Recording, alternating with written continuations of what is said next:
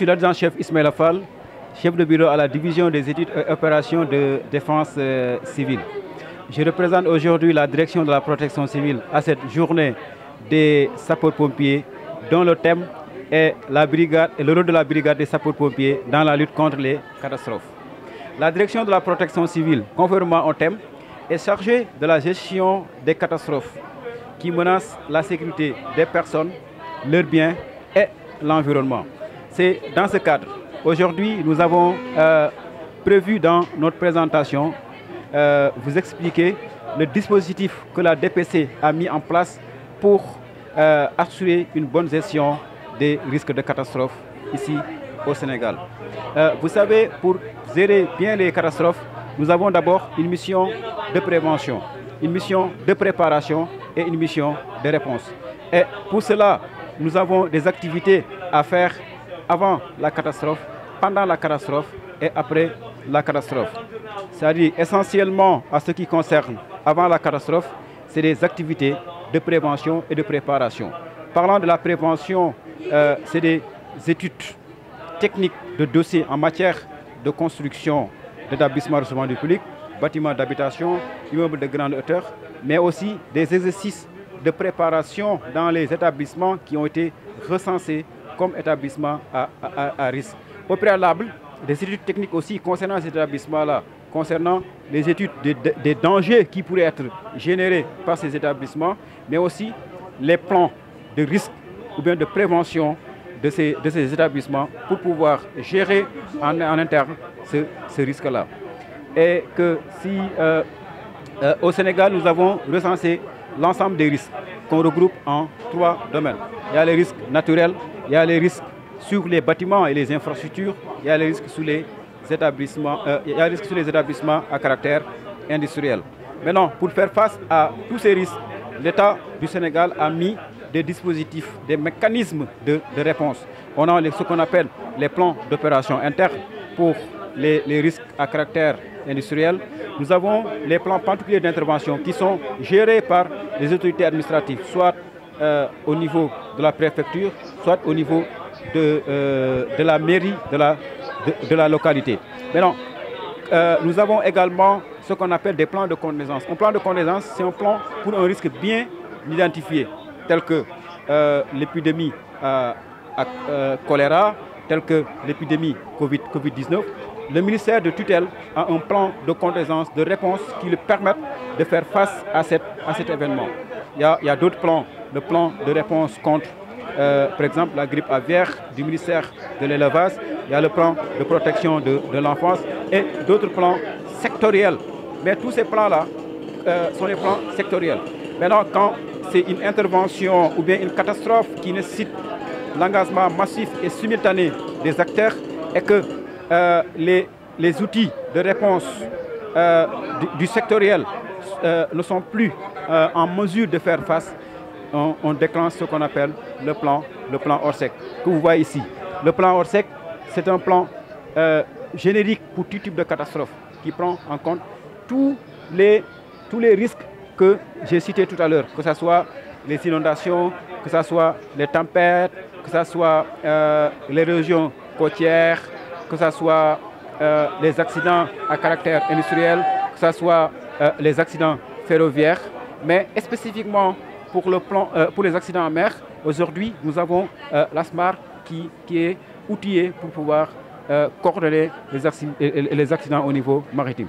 Donc le plan Orsec, c'est un dispositif mis en place sous la responsabilité du ministre de l'Intérieur qui comprend un état-major, des groupes opérationnels, groupe de secours, du groupe secours santé entre aides, comme on le voit ici dans le tableau. Nous avons le groupe santé entre aides, nous avons le groupe polycirculation renseignement, le groupe des travaux, mais également des cellules, n'est-ce pas, de communication, mais également des cellules de transmission. Et vous avez vu, pour chaque groupe ou chaque cellule, il y a des missions qui lui sont fixées. Et que pour chaque groupe aussi, il y a un arrêté qui décrit, n'est-ce pas, ses missions, son rôle, sa responsabilité, mais aussi quels sont les membres du groupe qui sont susceptibles d'intervenir en cas de catastrophe. nous avons en tout cas quelques accidents qui ont marqué, n'est-ce pas, le Sénégal. C'est-à-dire que l'explosion à la Sonacos de Bel Air et de Ziguinchor, avec en tout cas plus de 30 morts. Nous avons les incendies de Marseille, Kermel, où il y avait la destruction totale du marché. Nous avons des tempêtes qui ont eu en 1999 vers Thiès, dans la région de Thiès, Joal, mais aussi au sud, en Casamance, avec plus de 20 morts, des disparus et des dégâts de matériel très importants. Nous avons connu aussi des accidents de bateaux, le naufrage du Diola. Nous avons connu aussi des inondations qui sont très récurrentes. Depuis 2005, pratiquement, les inondations sont dans nos villes, dans nos banlieues, mais pratiquement partout au Sénégal. Nous avons également les accidents ferroviaires. Je pense que les accidents ferroviaires, la plus grande catastrophe, c'était lors du Magal de 2000, où il y a vraiment une vingtaine de morts et plusieurs blessés. Ça, c'est des catastrophes, c'est des accidents qui ont marqué vraiment le Sénégal. De l'autre côté, toujours, n'est-ce pas, dans le cadre de la prévention des risques, vous avez vu là-bas ce qu'on appelle le recensement des bâtiments menaçant ruine. Et vous verrez, sur l'ensemble du territoire national, nous avons recensé 1446 bâtiments menaçant ruine. Et pratiquement la quasi-moitié, soit 627 bâtiments, sont au niveau de Dakar. Qu'est-ce qui sont au niveau de Dakar et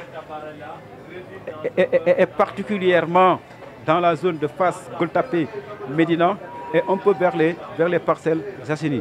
Et vous-même, vous avez fait le constat, c'est des balcons qui s'affaissent sur des personnes, c'est des toits de maisons qui s'effondrent quotidiennement.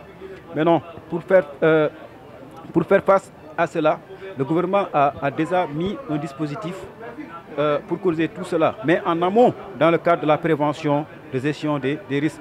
Aujourd'hui, nous travaillons avec le ministre en charge de l'urbanisme, la direction de la construction, l'inspection générale des bâtiments, pour renforcer le dispositif législatif pour qu'au moins, au moment de la construction, les gens puissent prendre, n'est-ce pas, en charge les causes, n'est-ce pas, qui sont très... Parce que nous connaissons les causes, nous connaissons les solutions.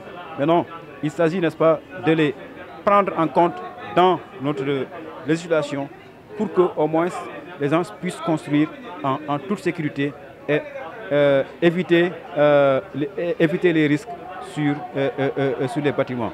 Nous avons également les cas de noyade qui ne cessent, en tout cas, qui sont récurrents, surtout ces dernières années. Vous avez vu, n'est-ce pas, on a fait un tableau de comparaison sur les 10 dernières années. Par exemple, en 2010, le Sénégal avait enregistré 187 morts. Mais aujourd'hui, avec même les mesures de restriction, nous avons enregistré 281 personnes qui ont perdu, n'est-ce pas, la vie, en tout cas la saison dernière. Ce qui explique cela, c'est que les jeunes aujourd'hui ne fréquentent pas les places autorisées et ne respectent pas les consignes liées à la baignade. Et dans ce cadre, la direction de la protection civile a eu à faire plusieurs campagnes de sensibilisation sur les risques en général, mais particulièrement au niveau des places, en collaboration avec les sapeurs-pompiers, les collectivités territoriales, etc. Aujourd'hui, je demande à la population d'avoir cette culture de risque.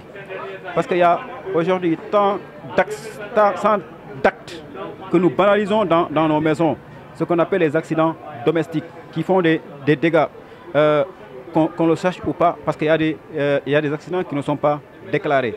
Aujourd'hui, les enfants sont exposés aux détergents, aux médicaments, n'est-ce pas, qui sont exposés dans les maisons, aux fils ou bien conducteurs de courant électrique qui ne sont pas conformes aux normes, qui ne sont pas suspendus, qui sont sources, n'est-ce pas, d'électrocution dans nos maisons aujourd'hui. Je les appelle, n'est-ce pas, à redoubler cette vigilance et d'avoir cette culture de gestion de risque.